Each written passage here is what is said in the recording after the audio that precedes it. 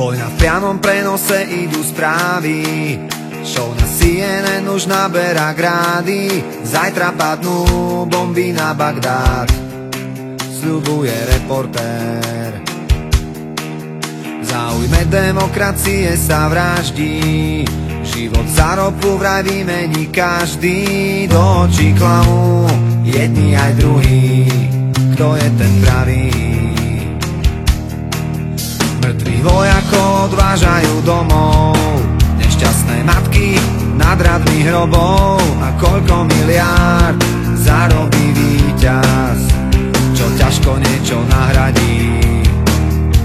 Vyhlásenia do zvedavých kamier týchto pseudobojovníkov zámier, a zvyšok času sa predá na reklamu. Tak aký je problém? Povedz mi, nemáš už toho dosť týchto krvavých spomienok na budúcnosť? Všetci sme odjak živa proti, ale prečo nás stále ešte baví zomierať za sny iných?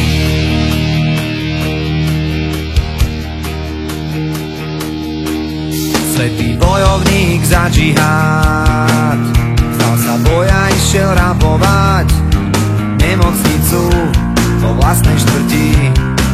Kričí, že umiera do kamery, kde stratil nádej, v ktorú veril, kde sa stratil ten, ktorý mu velil. Asi niekde v tichu, v teple ten svoj život dožije.